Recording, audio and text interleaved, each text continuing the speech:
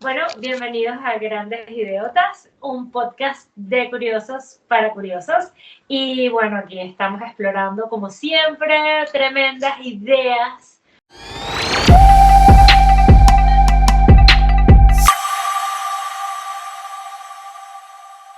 Para cambiar el espacio, impactar el espacio que nos rodea. Me encanta cuando lo dices así. A ver, bueno, y hoy estamos con Philippe Lazaro, que es un representante del Plant With Purpose, y creo que Luis tiene muchísimas preguntas. Muchísimas. Ya le dije, tenemos que hacer, para contestarlas todas, tenemos que ir así. La última vez que estuvimos aquí, lo estoy diciendo en español, Philip, then I'll switch to English. La primera vez que estuvimos aquí, estuvimos hablando sobre los árboles y cómo los árboles tienen la capacidad de procesar carbón y una cantidad de cuestiones. Nos enteramos de que Plant With Purpose es una organización que existe y hace un trabajo grandísimo, y entonces, bueno, tuvimos la super idea de invitarlos. Tuvimos la ideota. Y bueno, ahorita vamos a cambiar en inglés. Philip habla español y habla muchos idiomas también, pero en este contexto es mucho más cómodo para él hablar en inglés. So Philip, thank you for coming. Thank you for taking our call and being here with us. I'm sure you understood what I said before, that we were talking about the air. And the reason why we started talking about trees is because I had this, I listened to this podcast, and it's about philosophy. And one time I was listening to one, and, you know, Aristotle used to say that the purpose of life is to live well. But in order for you to live well, you need basic things. First of all, you need is air. Then you need water, you need food, shelter, and so on. So, like, I thought about, like, how many things can we talk about air? And our first episode was about air. And we came across Plant With Purpose. And I wanted to ask you, tell us who Philippe Lazaro is. What is it that you do? School, life, city. Go ahead. Yeah, absolutely. And thank you for having me on. I'm Philippe Lazaro. I live in San Diego, California, which is a very fun, beautiful place to live. Yes, and I have the pleasure of working for Plant With Purpose. I am the manager of communications. I also do a lot of the storytelling because we work closely with people and with communities. And a big part of what we do involves listening to their experiences and being able to share them with our community, with our network. I actually did study things that connect to this. So my background is in communications, in nonprofit management, and in international studies. So I feel very fortunate that I found a career that combines all of these things. It was a match. At Plant With Perfect Purpose. And I've been here for 8 years now. I've seen the organization grow. We celebrated 40 years of working last year. And we continue to be based off the same model that was in place when I joined, which is the relationship between restoring environments, helping people overcome poverty, and spiritually enriching their lives. Finding that relationship between all those components. So when you wake up in the morning, you know, like, I'm in aviation. I wake up in the morning and I just want to go to the airport. When you wake up in the morning, what is it that you like? I have to do this. Yeah, well, the first honest answer is I have 3 young children. So the morning is my actual answer. They're 3 and 3.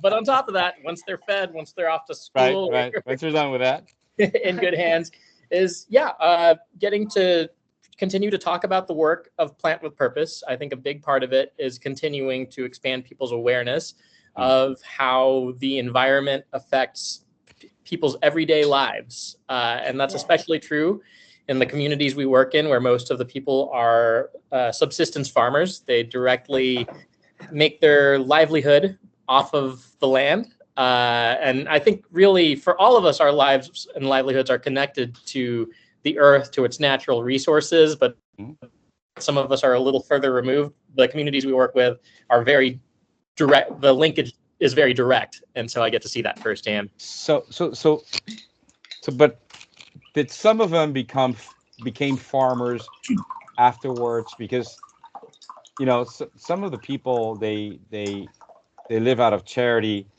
from like the United Nations and many NGOs. When you got into these communities, did you make them farmers, or they were already farmers? That's a great question. Yeah, no, when we arrive in communities, most of the people we work with are already farming. Their survival, their livelihood, their food comes from what they're able to grow on their farms, which are also their homes. I think it's very common if you look at most countries, say in sub-Saharan Africa or other places with very high poverty rates, and you look at the sectors where people work.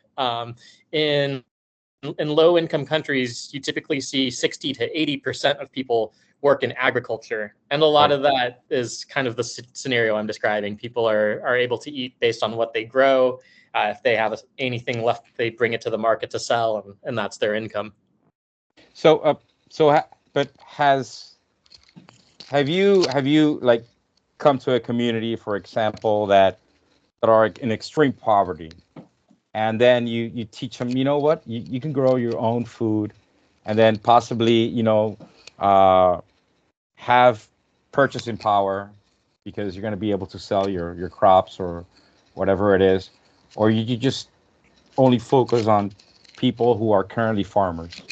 Oh, yeah, that's a great question. I'd say for the most part, in the types of communities we work in, just about everybody does farm or has a farm or part of land that they are managing. So we're not necessarily introducing the livelihood of farming in its entirety. But what we do see is a lot of people who've been working on farmland, trying to grow food in places that have been very affected by climate change, places that have dealt with soil erosion or flooding, have found that experience to be very frustrating. So they find that they're doing what they've done their whole lives. They're doing what their parents and grandparents have done for a living, but it's even harder. They work harder for fewer crops and less income. And that's the situation where we're coming into a lot of times with the aim of introducing techniques and approaches that can reverse that situation. And trying to regenerate the soil, because technically what's happening is that the soil it's tired. It already gave out all the nutrients it had 500 years ago. Right. So do you, besides the tool of knowledge, any tools that you guys provide with, provide the farmers with?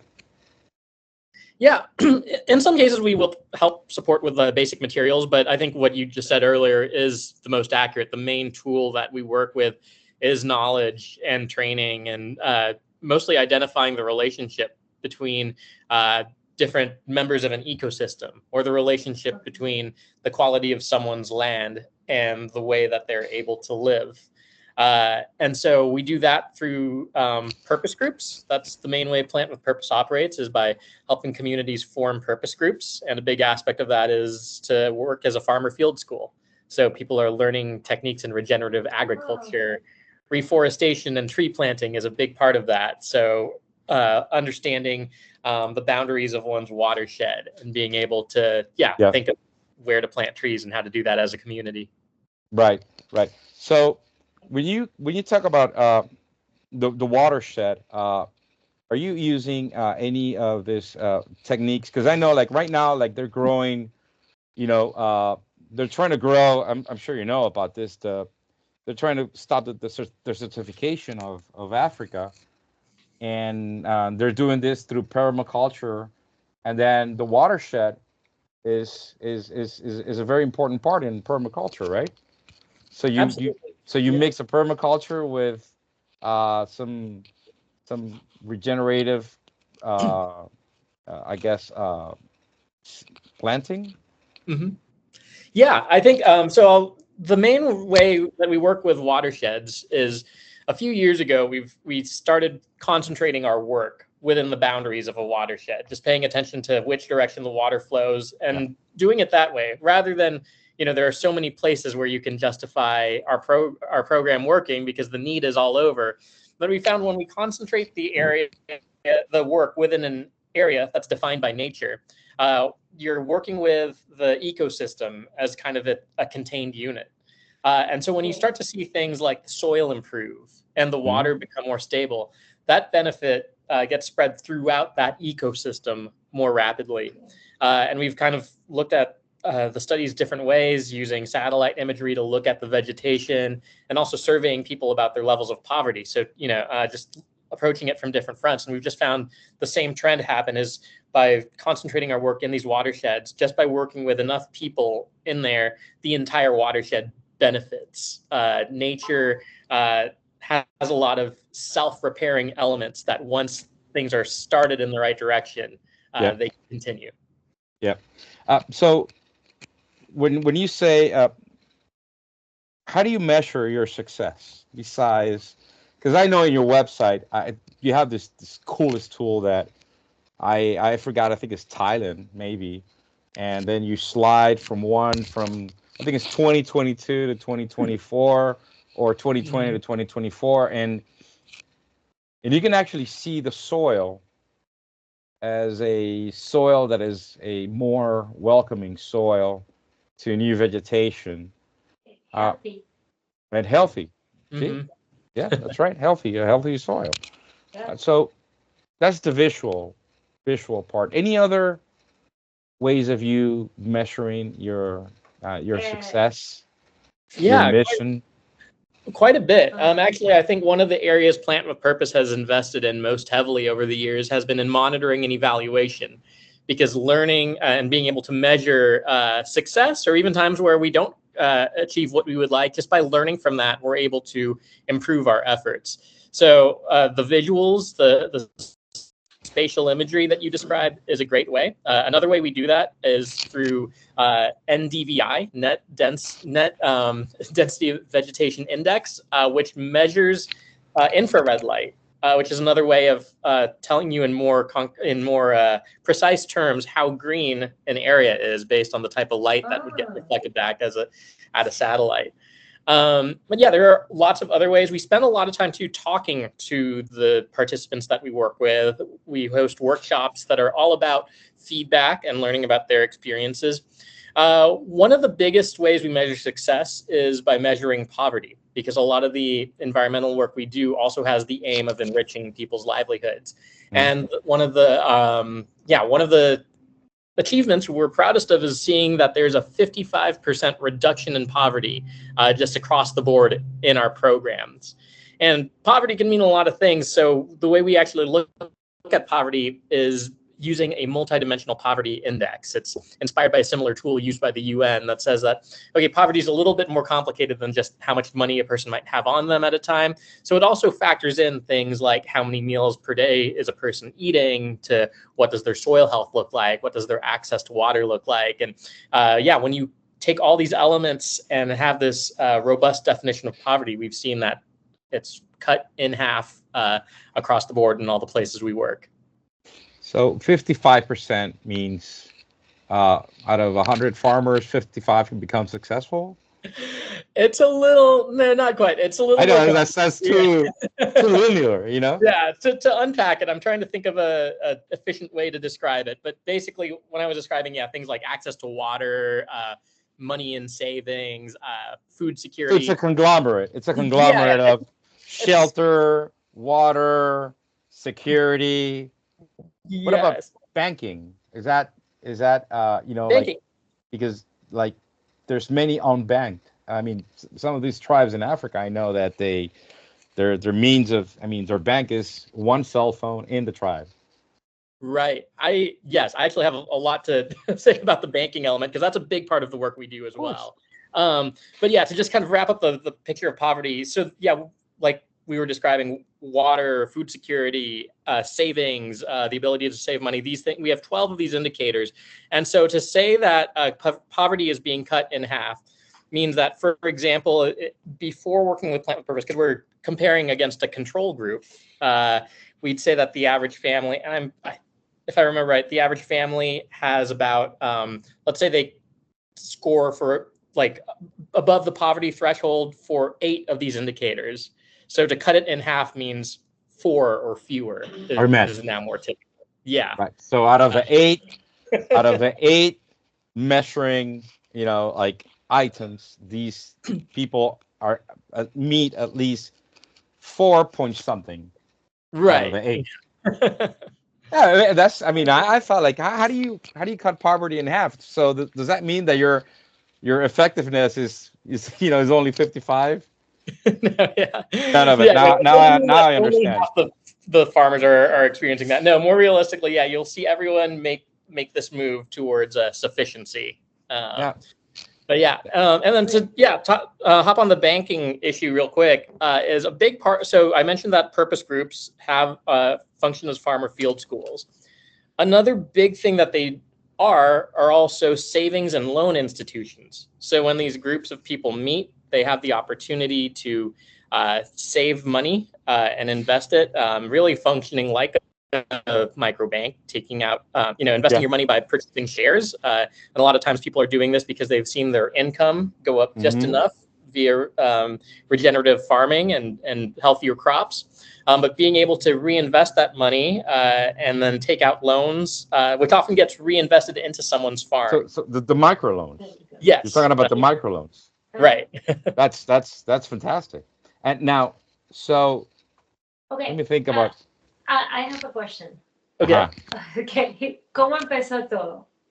¿Cómo empezó Plant with Purpose? Porque do you understand me? Yes. Claro. Okay. Sí. Yeah. So Plant with Purpose, I mentioned this earlier, but we just celebrated our 40th anniversary last year.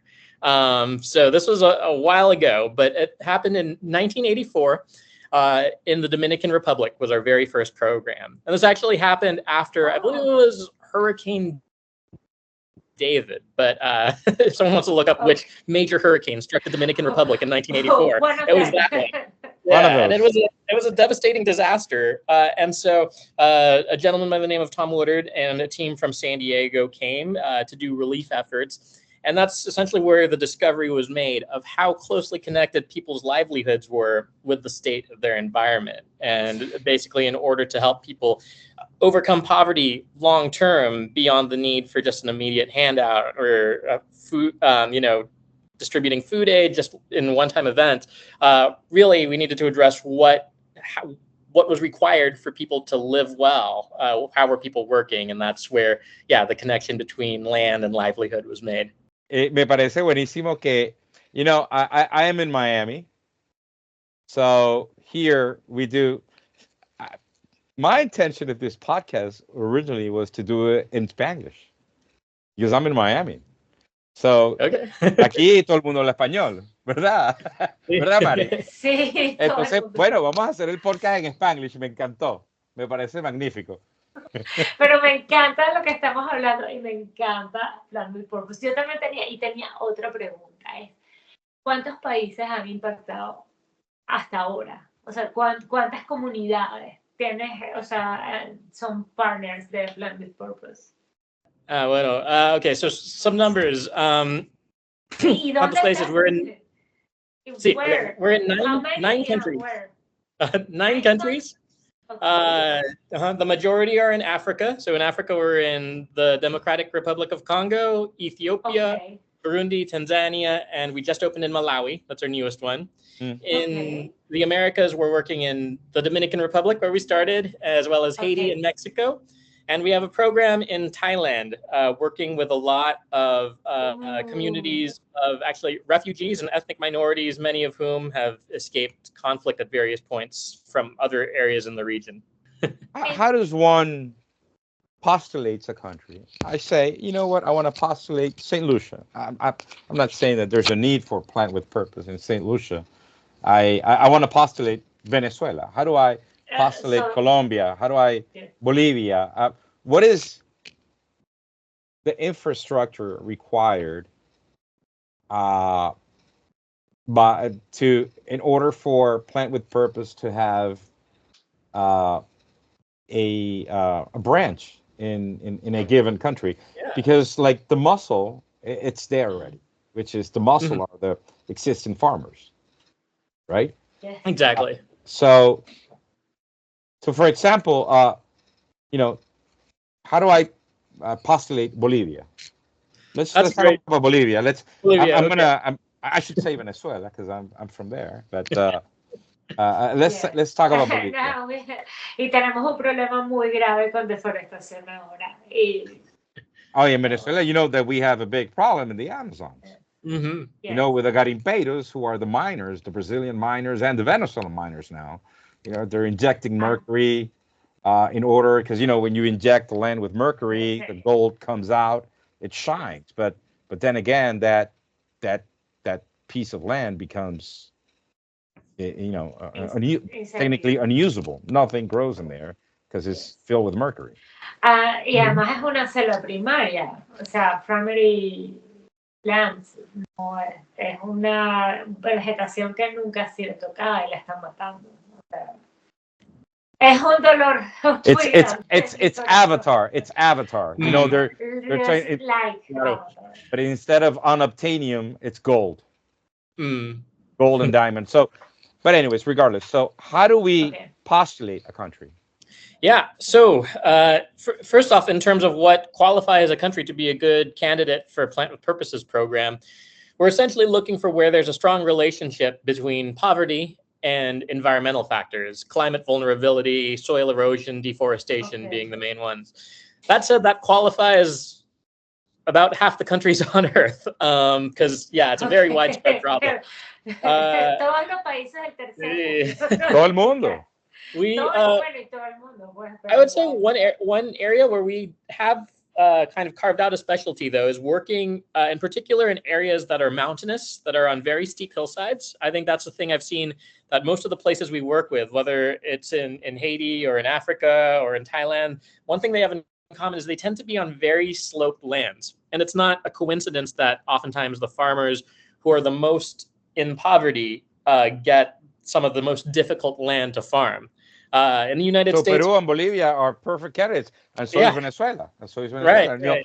The Andes. I think all this we can talk about South America. All the Andes. The Andean mountain system starts in Venezuela and it ends in Chile. I'm sure you know that.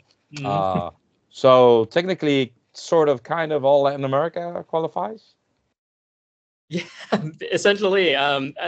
Yeah, exactly. Because I think when many people in the United States picture farmland, it's typically flat in the U.S., but that's not the case in most of the places we work with. And that grade of soil makes things that much harder. It makes it that much prone to soil erosion, and it makes it even harder to just walk from one area to another while people are planting.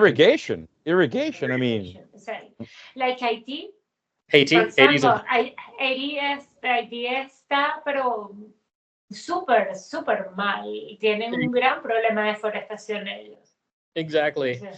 And when you're in that setting, you see the big difference that having trees make, because at least if there are plenty of trees with roots that can help stabilize the soil, but if you see areas where those trees have been cut down, there's nothing stopping all the nutrients in that soil from being washed into the river. The trees work as a contention wall. Yeah. Exactly. And so there are a lot of places Plant with Purpose could be working, and the straightforward answer for how to expand is just increasing the scope of the organization through funding increases, through greater investment and things. But in addition to all the other countries where I would love to see us working in, and I do hope in the near future there's a few more that we're able to add to that list I gave earlier. There's also the interest of going further within the countries where we're already working. There are further watersheds that we would like to expand to in many of the countries we already operate in. I think of especially somewhere like the Democratic Republic of Congo. It's the third most deforested country in 2024. And I saw the deforestation rate. And if you look at the rate at which people are planting trees in the areas where we work in, it has a very positive effect in showing the potential to reverse that trend. But right now we're kind of in a corner of that country. And just I think of what's possible if we were able to expand and occupy larger areas, or especially around the Congo Basin forest. There's a lot more potential. Man, there's a lot of need. Right. There's a lot of need. Tengo una pregunta. ¿Cómo ves Plant with Purpose de aquí a in 1 year, 5 years, 10 years? Okay. ¿Cómo crees que estará de aquí a ese tiempo? En short, medium, and long term. Sure. Well, so shorthand, actually, this is a fun spot. We're currently coming up with our purpose plan, our strategic plan for how to best position the organization for the needs that are going to present itself over the next decade plus. Our team is trying to plan this from the inside out, thinking of how to make sure our systems are strong so that we can keep building, because we anticipate the needs around the world are going to get stronger as climate change intensifies, and also as we face other challenges. A lot of the countries we work in are experiencing a lot of instability at the moment. And so coming up with good systems to still work in spite of higher uncertainty than we've had in the past. So I think our immediate plan is to strengthen our systems around that way. If we move 5 years out, I think we hope to see a couple of new countries join our program at that point. I can't say which ones at this point, because like we identified, there's a lot of good candidates. But yeah, name a country and you could probably make a strong case for it. So you mentioned funding. Yes. So where would the funding come from? So to open a new country, you need, let's talk about $10. It doesn't matter as a figurative number. Where does it typically? Where do those $10 come from? Yeah, right now our largest funding source is through just individuals and groups of people who are invested in the work we do, who share that sense of urgency and value around the environment and people, and who support us regularly. So it comes from just private individual donors, sometimes through foundations, and we have churches support us. It's made up of people who have shown concern and have come alongside us as a means of expressing that concern. Yeah. So which big organizations are you working with right now?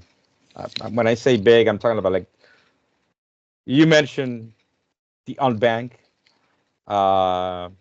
So the question is, have you worked with the World Bank, el Banco Interamericano de Desarrollo, United Nations? Have you knocked on their doors? Have you? Because I have friends that work in the World Bank, and I know that they have funds for, like, cleaner water and things like that. Have you got to approach them, and what has been the answer? Because I'm sure you have. So we've worked with some of those organizations lightly. I think the best example that we have right now is called AFR 100. It's a UN initiative that has come out of the COP summits a few years ago. What is COP? Conference of Parties. It's essentially the big annual gathering where leaders in Switzerland, right? It rotates location year by year. I think this year it's going to be in Azerbaijan, and previously in Dubai. But yeah, it's the Conference of Parties that discusses climate change. In 2015, it's where the Paris Agreement was signed, and where resulting decisions have been made yearly, going back to, I think, the early 90s or late 80s. But yeah, coming out of that, one of the achievements was Plant with Purpose's programs in the Democratic Republic of Congo and Burundi, participating in AFR 100, a big ecosystem restoration goal in Africa. And so it's those sorts of initiatives that we've been able to join. But I think what's been more common has been working with peer organizations that are maybe not necessarily to that level, but bigger in other capacities, or at a similar size. So we've been able to work with groups like the Arbor Day Foundation to do a lot of tree planting. One Tree Planted is a well-known organization that does a lot of tree planting, and we've been able to partner on some tree planting projects in Haiti and Thailand. Several foundations and other organizations. There's one called Hope International that has done great work with microfinance and addressing poverty, and we've been able to help enhance that through our environmental curriculum. And so, yeah, I think collaboration is key, and we're open to working with so many people, and we've had a lot of success with the partnerships that have formed. Microlending has had a tremendous effect, at least in Latin America, and the thing is that these people that they borrow $20, $50, they pay back. They are such a good payers. I mean, that's what I've heard. Now the thing is that the management of that loan sometimes is higher than what people are requesting or what they need. So how do you overcome that management cost of that microloan? How do you guys do it? Yeah, well, to be honest, for the most part, we don't do a whole lot of I think managing down to that level. When you get into the purpose groups themselves, they are self-governed and autonomous. Una cooperativa. It's like una cooperativa. Exactly. Claro, So claro. Like a tribe. Exactly. So when these groups form, they create their own bylaws, they elect their own leaders, determine their own systems of accountability, and we've found that it works very well this way. It means the group is entirely in local hands, down to the immediate village. It doesn't require a whole lot of immediate oversight. We have members who can, reach out for support, but for the most part, I think having that ownership of the group being held locally increases people's investment in its success, because it no longer feels like something that has been brought in from the outside. It's very much a group that's being ran by its own members. So I know we have little time, and the purpose, the main reason why I discovered Plant with Purpose was because of carbon sequestration. Tell us about carbon sequestration. Sure. Carbon sequestration is a big part of what we do. I think the most immediate, obvious way that we do that is through our tree planting efforts. We plant about 10 million trees a year, and that rate seems to just be increasing year over year. We're able to plant more and more trees. And so based on that, our estimate has been about 650,000 tons of CO2 equivalents per year that's being sequestered. 650,000? 650,000. So another way to look at it is each family that's a member of the Plant with Purpose program, each family sequesters about an average of 6 metric tons. So you can just multiply that by the families in our program, and that's about as much as, depending on what you're driving between California and Florida 3 times. Right. Right. Yeah. I also think there's a lot of reason to think that some of our estimates around carbon are on the conservative side, because beyond the trees that are being planted, you have all the carbon that's being sequestered in the soil through regenerative farming, and the better job that the soil is doing at retention because of trees and how all those things support each other. And beyond that is just the change in overall behavior and attitude towards people's relationship with the environment. So I think a lot of times in cases where you see people who are just being paid to plant trees, and that's the entire story, the value of those trees only exists as long as that person is being paid to maintain the tree. If that ends, or if there's an incentive that moves in a different direction, that's quickly done. But what happens through Plant with Purposes program, because it's based in education and because it's based in local leadership, is people actually just develop the priority of taking care of their ecosystem overall. And that lasts even after the purpose group. Yeah, exactly. Even after the purpose group has graduated from the program, even if Plant with Purpose for whatever reason is no longer in that area, people have seen the effect that having a healthy ecosystem has on their farm, on their ability to grow food and feed their family and send their kids to school.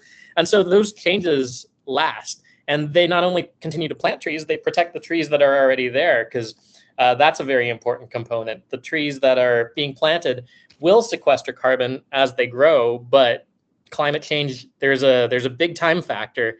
And so it's not enough to just plant more trees. We have to take care of the trees that are already there, because those are the ones that are able to sequester carbon in the immediate moment. And we see people stop practices of harvesting trees for charcoal, which is very common in places where poverty is rampant, and stop field burning and other things that they no longer see the need to do and recognize the harm in. So there's based on the International Panel of Climate Change, we need to get rid of 10 gigatons of CO2 per year. And I chat GPT the crap out of this thing. Right? And so in order for us to completely mitigate 10 gigatons per year at a 40 kilograms. So during editing, I realized that there was an error on my side, miscalculation. Plant with Purpose utilizes the figure of 65 kilograms sequester per tree per year. In order for you to completely mitigate 10 gigatons per year, which is what is proposed, you will need a total of 154 billion trees, and this will cover 2.2 million kilometers. And this is in a scenario where the flora and the fauna will thrive, and also there's going to be space for farming. This sounds like a lot, but it's only 1.5% of the Earth, the size of Greenland. Perhaps deserts within the world can be reclaimed, and we can recover this land, and while recovering this land, we should be able to sequester enough CO2 between the deserts in China, Africa, America, and other deserts in the world. This is something that is completely doable. It is our duty to support Plant with Purpose, so that our legacy is a legacy of good and not a legacy of destruction. But then we also have the ocean. Kelp is algae does a great job. Most of the oxygen is produced from the ocean, right? Mm-hmm. So there's right now there's a contest from I'm sure you're familiar with it, X Prize. It's from Elon Musk. He put $100 million, and he says that in order for you to participate, you need to have a solution right now that currently removes 1,000 tons per year. You're removing. So in order for you to qualify for the X Prize, you need to be currently sequestering 1,000 metric tons per year. And then you should be able to escalate it to 1 million tons per year. Plant with Purpose currently sequesters 650,000 metric tons per year. This is their estimate, because they plant around 10 million trees per year. In order for you to qualify for this prize, you have to be removing 1,000 tons per year, but then you need to be able to scale it to 1 million tons per year. 1 million tons per year is how many trees? I think it's at 40. I know this is a number. At 40 kilograms is 25 million trees. Do you think 25 million trees is an obtainable figure? I think 25 million trees is very attainable. I think at the time I started here, we were, this is just going off the top of my head, I think we were planting about 4 million trees a year, and now our rate seems to be at about the 10 million mark. So in the time that I've been at Plant with Purpose, we've more than doubled our rate of tree planting, and I think a lot of that increase has been more recent, which is to say it's an exponential growth. So I think there's a lot of potential for us to scale up the work we're doing, particularly around reforestation and ecosystem restoration. simultaneously, I want to emphasize that I'm enthusiastic about tree planting while also thinking it is a solution alongside many others, because as you were saying, yeah, there are limits to the land that's available and the capacity. So I think it's not the only solution, but it does have a particular place in my fondness because of how many other areas of nature-based solutions it affects. Because trees are also related to soil and to water and to people's ability to grow food and to overcome poverty. And so I think it is one of the solutions that has a multiplier on the good it can do. Yeah, and therefore the name Plant with Purpose. Yes. So how do we bring this to not only the poor countries? How do we bring this to the common person who has a balcony? You have a small balcony, like you live in New York, and I think there's people right now, they want a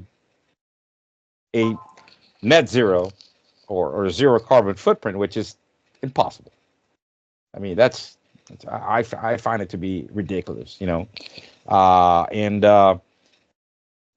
and I say ridiculous because it'll be impossible. It'll be like doing, like Brian Johnson's diet. You know who Brian Johnson is? The guy who wants to live 500 years, and which I like him. I mean, I take his supplements, and they're good. This is not an endorsement.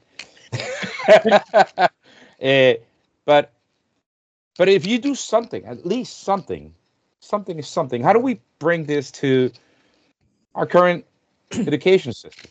How do we show our kids to plant trees? How do we, because it feels like this has to be only done by private schools who have, another purpose besides education.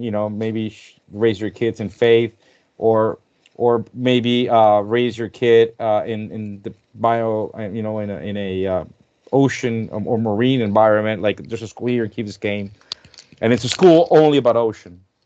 And all the kids that go there, they want to be, scientists that work with the ocean. So besides those type of schools, have you thought about how do we bring this to public schools?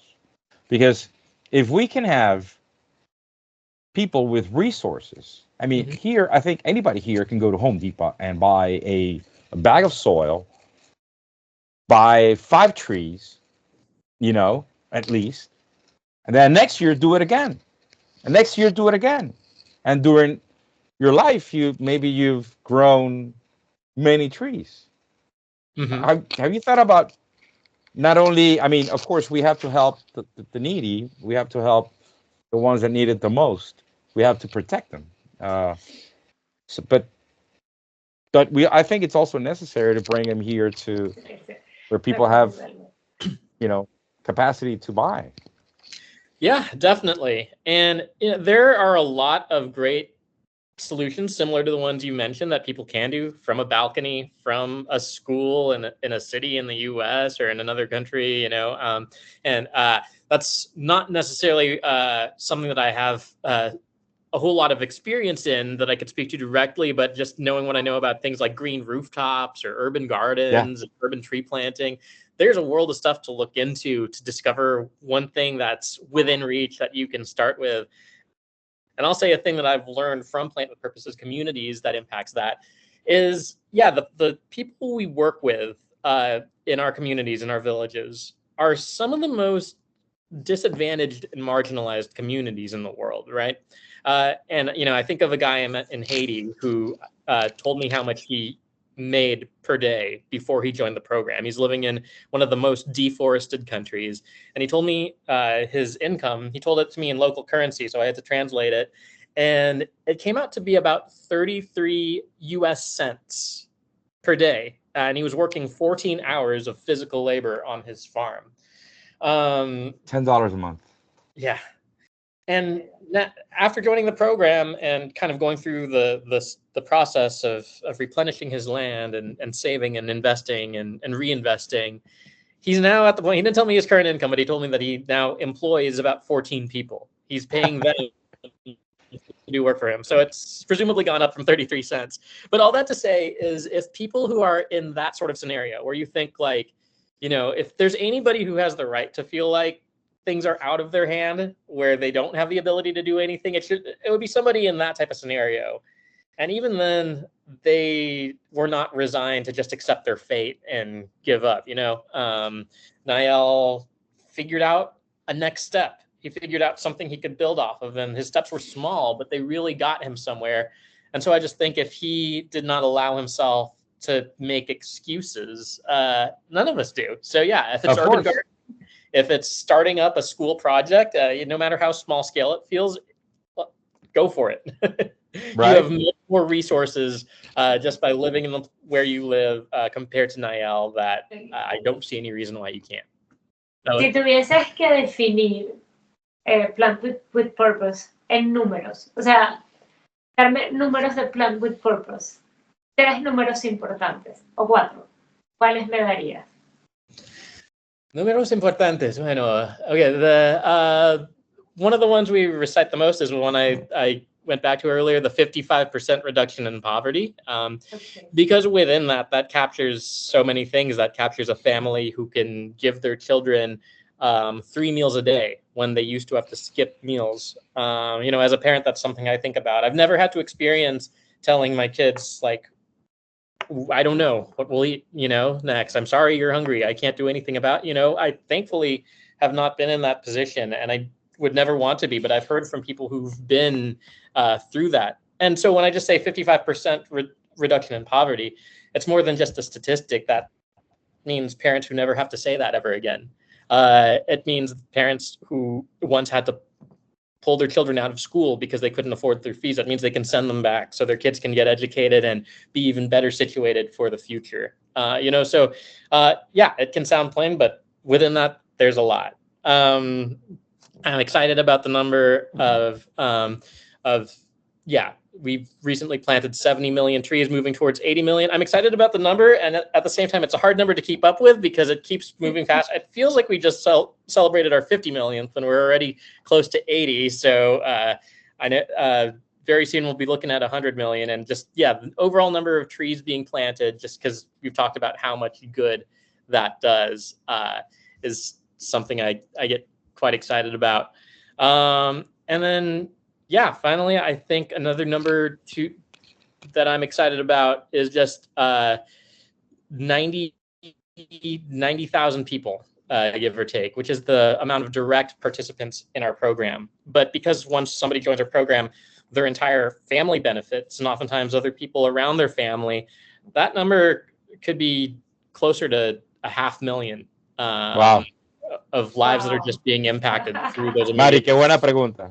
What a great question. Es que al final nos quedamos con que lo que necesitamos para impactar positivamente en nuestro planeta y cambiar eso que no podemos cambiar es el elemento humano. O sea, si no enseñamos, si no trabajamos en comunidad, si no estamos juntos en esto, o sea, si no hacemos tribus, si no estamos en piña, no vamos a poder sanar el planeta.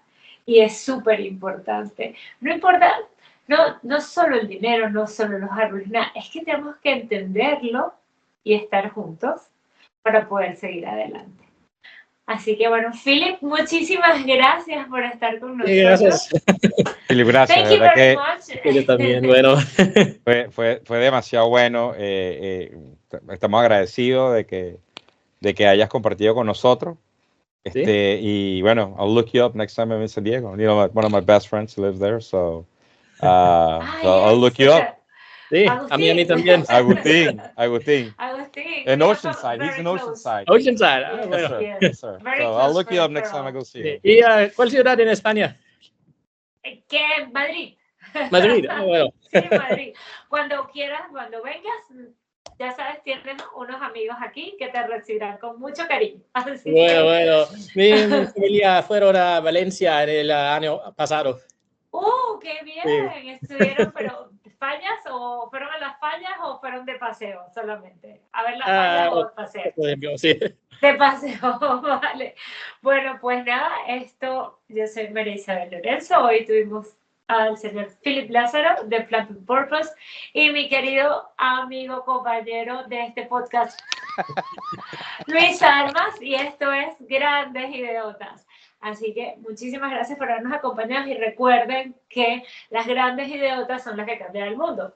Así que nada, nos vemos Gracias, pronto. Gracias, Mari. Hasta luego. Gracias, Philippe. Gracias. Bye.